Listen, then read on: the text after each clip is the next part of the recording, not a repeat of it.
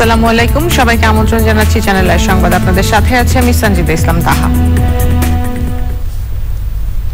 বিস্তারিত সংবাদের শুরুতেই জানিয়ে দিচ্ছি ফ্রেশ ড্রিঙ্কিং ওয়াটার সংবাদ শিরোনামগুলো।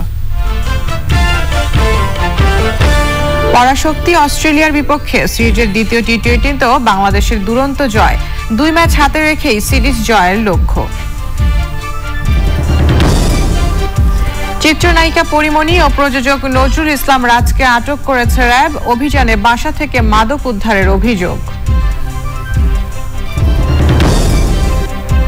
চলমান লকডাউনের 14তম দিনে রাজধানীতে গণপরিবহন ছাড়া সব ধরনের যানবাহন চলাচল বেড়েছে স্বাস্থ্যবিধি উপেক্ষা। এবং দেশে এক সপ্তাহের ব্যবধানে করোনায় 46% আক্রান্ত শনাক্ত ও 25% মৃত্যু বেড়েছে, একদিনে 241 জনের প্রাণহানি।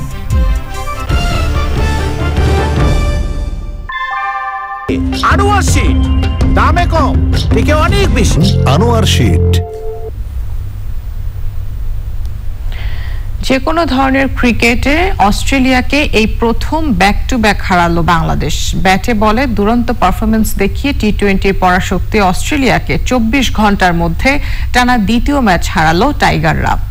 রোমাঞ্চকর লড়াইয়ে 2 ম্যাচ জিতে সিরিজ জয়ের পথে অনেকটাই এগিয়ে গেল টিম টাইগার্স। এখন লক্ষ্য তৃতীয় ম্যাচ জিতে 2 ম্যাচ হাতে রেখেই সিরিজ জয় নিশ্চিত করা। সাদি মাহমুদের রিপোর্ট। The ramp shot. And it is the winning moment. Aussie pacer Josh হ্যাজেলউডের বল দুর্দান্ত আপার কাট করে ইয়াং টাইগার আফিফ হোসেন ছুটলেন সতীর্থ টাইগারদের দিকে। জয়ের উচ্ছ্বাসে টিম টাইগার্স, সাথে গোটা Bangladesh. What a performance! Outstanding from this pair. 56th partnership. And Afif Hussain. অজিদের বিপক্ষে এই সিরিজের আগে বাংলাদেশের জয় ছিল না একটিও। সিরিজের প্রথম 2 ম্যাচ শেষে দুটিতেই জয়। দ্বিতীয় টি-20 5 উইকেটে জিতে 2-0 ব্যবধানে এগিয়ে টিম টাইগার্স। যে কোনো ধরনের ক্রিকেটে এই প্রথম অস্ট্রেলিয়াকে টানা 2 ম্যাচে হারাতে পারল বাংলাদেশ। দুর্দান্ত টিম এফোর্টে টানা 2 ম্যাচে অস্ট্রেলিয়া বধ, যেখানে উজ্জ্বল টিম টাইগার্সের তরুণ ক্রিকেটাররা। সোহান ভাই অনেক ভালো ব্যাটিং করেছে, তার সাথে ব্যাটিং করার সময় দুজনের প্ল্যান ছিল যে আমরা উইকেট দিব না, উইকেট না দিয়ে জাস্ট বল টু বল তখন রান দরকার ছিল, তো উইকেট না দিয়ে কিভাবে রান করা যায় সেই চেষ্টাই করছিলাম। আর অপর সাইড থেকে অনেক ভালো সাপোর্ট পাওয়ার কারণে আমাদের কোনো প্রেশার ফিল হয়নি। এখন লক্ষ্য অবশ্যই পরের ম্যাচটি জিতে 2 ম্যাচ হাতে রেখেই সিরিজ নিজেদের করে নেওয়া। অবশ্যই আমাদের প্রত্যেকটা ম্যাচ নিয়ে চিন্তা থাকে, তো আপাতত আমাদের চিন্তা থাকবে অবশ্যই সামনের ম্যাচটা যাতে ভালো খেলে সামনের ম্যাচটা জিততে পারি, আর জিততে পারলে অবশ্যই সিরিজটা তো আমাদের পক্ষেই আসবে। তো ইনশাল্লাহ আমরা চেষ্টা করব সামনের ম্যাচটাও জেতার। একদিন বিরতি দিয়ে শুক্রবার ও শনিবার তৃতীয় ও চতুর্থ টি-20তে মাঠে নামবে 2 দল। তৃতীয় ম্যাচেই সিরিজ জিতে জয়ের ধারাবাহিকতা ধরে রাখতে চায় টিম টাইগার্স। Why not? সাদি মাহমুদ, চ্যানেল আই। রাজধানীর বনানী থেকে চিত্রনায়িকা শামসুন নাহার স্মৃতি ওরফে পরিমণিকে আটক করেছে র্যাব। পরিমণি তার বাসায় সাদা পোশাকের কিছু অজ্ঞাত লোকের বিরুদ্ধে হামলার অভিযোগ করলেও সন্ধ্যার পর থেকে মাদকদ্রব্য সহ তাকে আটকের খবর ছড়িয়ে পড়ে। রাত 8:45টার দিকে পরিমণিকে আটক করে র্যাব কার্যালয়ে নিয়ে যাওয়া হয়। পরে বনানীর আরেকটি বাসায় অভিযানে রাজ মাল্টিমিডিয়ার কর্ণধার নজরুল ইসলাম রাজকে আটক করে র্যাবের গোয়েন্দা শাখার সদস্যরা।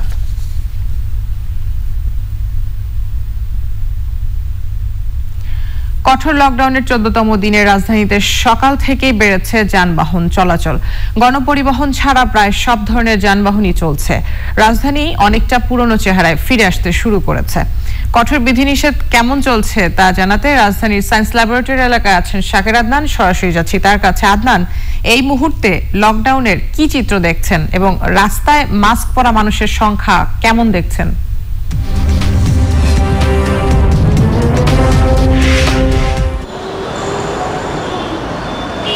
ধন্যবাদ তাহা। আসলে আপনি বলছেন 14তম দিনে আসলে মানুষের চলাচল এবং ব্যক্তিগত গাড়ির সংখ্যা বেড়েছে কিনা, এবং আপনি সেই সঙ্গে বলছিলেন যে পুরনো চেহারায় ফিরছে রাজধানী আগের মতো। আসলে কথাটা আসলে সেরকমই যে সাধারণত এই সকালবেলাটা আসলে আমরা যখন দেখি যে সকাল থেকেই যে মানুষের চলাচল তো বেড়েছে, আমরা সকাল থেকেই বলছি, এবং ব্যক্তিগত গাড়ির সংখ্যা বেড়েছে। তো আমরা আসাদ গেট হয়ে আসলাম, সেখানে দেখলাম, এবং কল্যাণপুর শ্যামলী হয়ে আমরা যখন এই সায়েন্স ল্যাবরেটরি আসলাম সেই সঙ্গে টেকনিক্যাল ঘুরেও আসলাম আমরা। তারপর দেখতে পাচ্ছেন যে প্রচুর গাড়ির সংখ্যা বেড়েছে কিন্তু আসলে কয়েকদিন যাবতেই, এবং অনেক জায়গায় চেকপোস্টও আছে এবং সেখানেও তল্লাশি চলছে। তবে সেখানেও খুব যে একটা তোড়জোড় আমরা দেখতে পাচ্ছি এরকম আমরা দেখিনি গত কয়েকদিনের তুলনায়, সেরকম আমরা দেখিনি। অনেক চেকপোস্ট হয়তো বা চেকপোস্ট আছে, তবে পুলিশ সদস্যরা সেখানে খুব একটা যে তৎপর সেরকম আমরা দেখিনি কিছু কিছু জায়গায়। আপনি দেখতে পাচ্ছেন যে গাড়ির সংখ্যাই আসলে বাড়ছে এবং ভিডিওতে সেটাই আসলে দেখানো সম্ভব হচ্ছে। যে আপনারা দেখতে পাচ্ছেন মোটরসাইকেল, ব্যক্তিগত গাড়ি, মানুষের চলাচল। এবং আপনি বলছেন যে মাস্ক পরার প্রবণতা আছে কিনা, মানুষের মধ্যে আসলে অনেকে মাস্ক পরছেন না, অনেকে মাস্ক পরছেন না, তারা নানা অজুহাত দিচ্ছেন।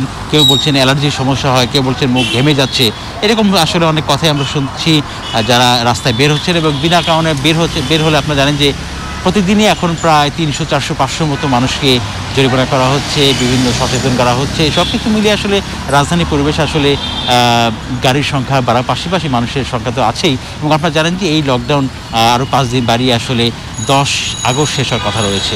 তাহা আদনান, আপনাকে অসংখ্য ধন্যবাদ।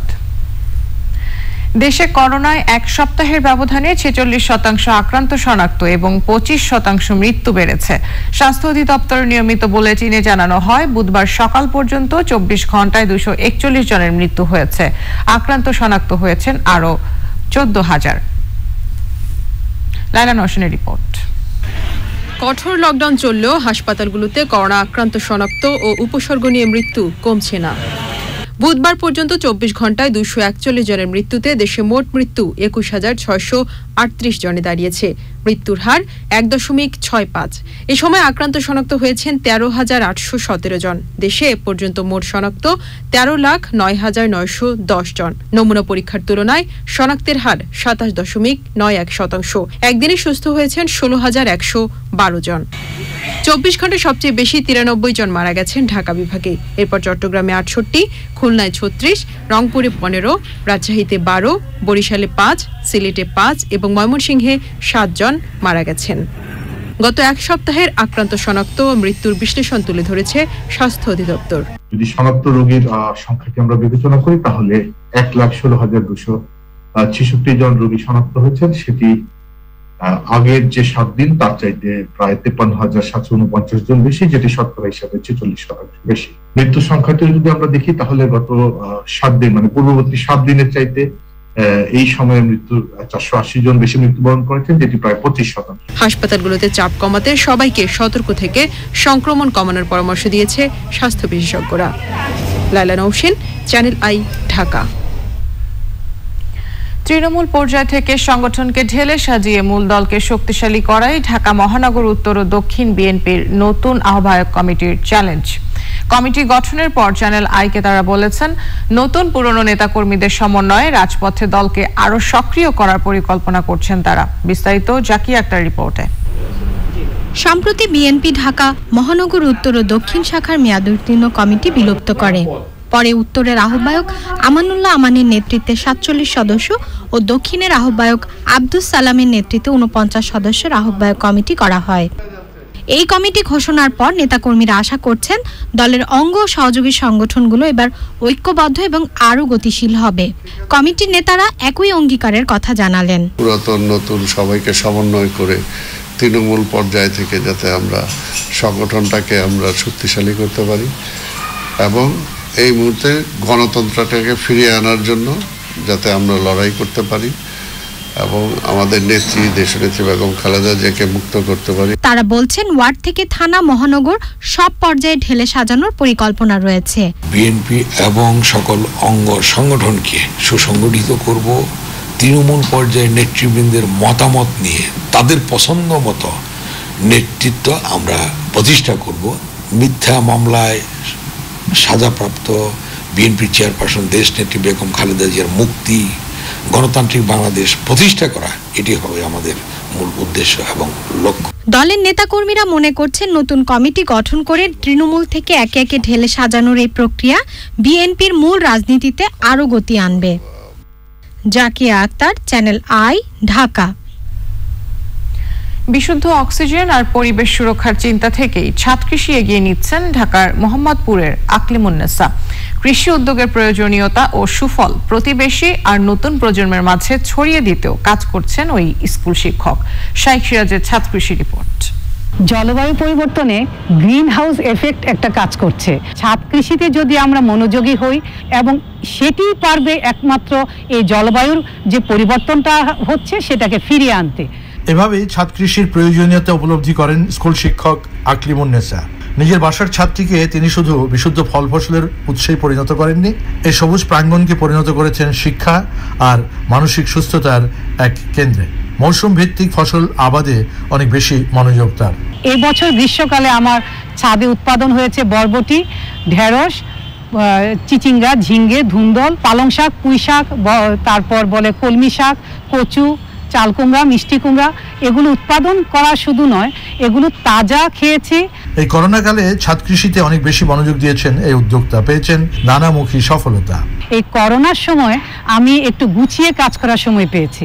আমি আমার শিক্ষকতাটা যেমন অনলাইনে করার সুযোগ পেয়েছি, ঠিক তখন যে সময়টা পেয়েছি তখন আমি এই ছাদ কৃষিতে সময়টা সুন্দরভাবে দিতে পেরেছি।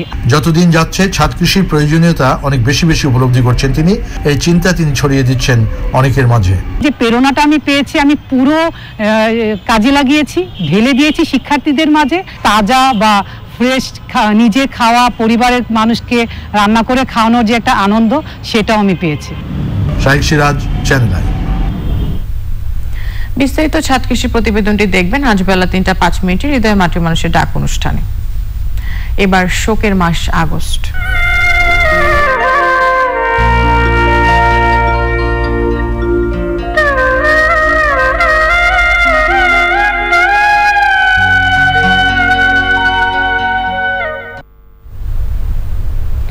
পঁচাত্তরের 15ই আগস্ট নৃশংস হত্যাকাণ্ডের শিকার শেখ কামালের জন্মবার্ষিকী আজ।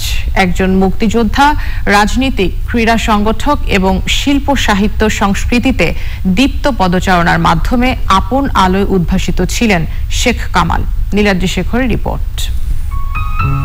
নদীর তীর ঘেঁষা তালতমাল আর হিজল গাছের সবুজ সমারোহে ছবির মতো গ্রাম টুঙ্গিপাড়ায় 1949 সালের 5 আগস্ট শেখ মুজিবুর রহমান ও শেখ ফজিলাতুন্নেসা মুজিবের ঘর আলো করে এসেছিলেন শেখ কামাল।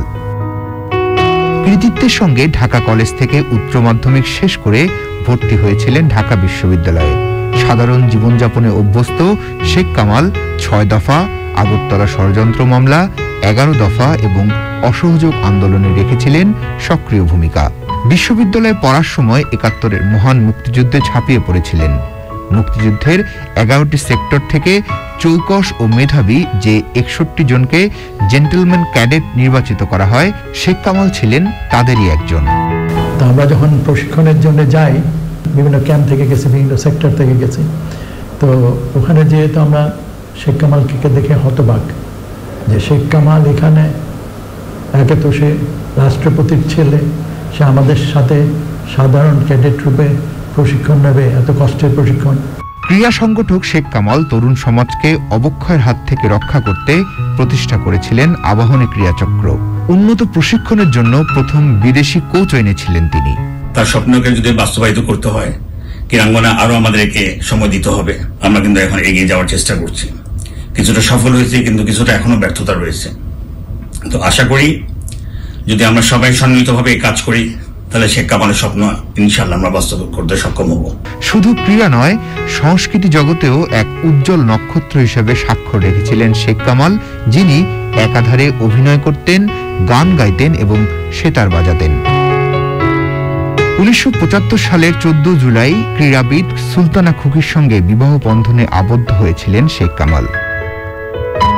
বিয়ের 1 মাসের মাথায় 15ই আগস্ট বিপদগামী সেনা সদস্যদের হাতে নিহত হন শেখ কামাল সহ জাতির পিতা বঙ্গবন্ধু শেখ মুজিবুর রহমানের পরিবারের 18 জন সদস্য।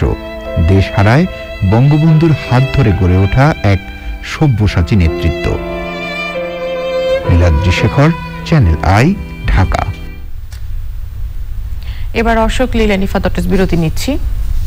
বিরতির পর জানিয়ে ফিরব।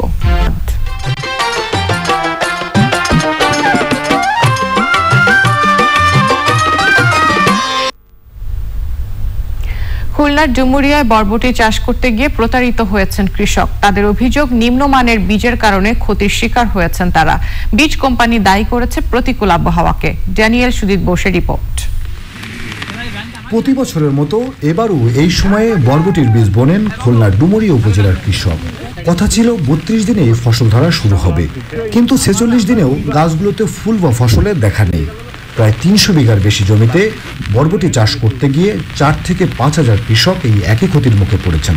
লাল তীর কোম্পানি যে বীজ দিছে সে বীজই কৃষকরা এত বড় ক্ষতিগ্রস্ত যা তাদের জীবন বাঁচানো খুব কঠিনকর। সমস্ত এলাকায় আসছে কি আপনার এই লাল তীর বীজ 2 নম্বর বীজ ঢুকাই দিচ্ছে, আমরা যখন ফল পাইনি আমরা ক্ষতিগ্রস্ত। অভিযোগ পেয়ে কৃষি বিভাগ মাঠ পরিদর্শন করেছে, বীজ সংগ্রহ করে ল্যাবে পরীক্ষার জন্য পাঠানো হয়েছে বলে জানাচ্ছেন তারা। পরিদর্শন করে আসলে কৃষকের তারা আসলে যে কি ক্ষতি হয়েছে বা কি সমস্যাটা আমরা সেটা চিহ্নিত করেছি। রিপোর্ট পাওয়ার পরে যদি এটা বীজ হিসাবে অনুমোদিত হয় তাহলে তাদের বিরুদ্ধে আইনগত ব্যবস্থা নেওয়া হবে। সংশ্লিষ্ট বীজ কোম্পানি দায়ী করেছেন প্রতিকূল আবহাওয়াকে। ভালো চাষাবাদের জন্য ভালো বীজ উপকরণ, ভালো বীজ, তারপর হচ্ছে প্রযুক্তি এবং অন্যান্য সহযোগিতা প্রদান করব।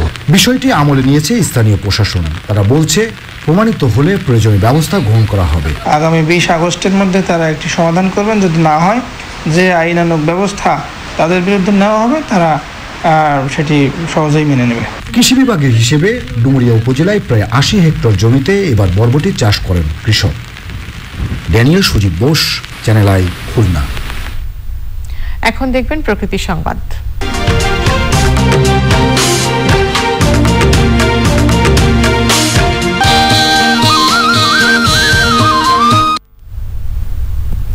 শরীয়তপুরে পদ্মা নদীর 16 কিলোমিটার জুড়ে ভাঙন চলছে। এবারের বর্ষায় জাজিরায় 5টি ইউনিয়নে 50টির বেশি পরিবার গৃহহীন হয়েছে।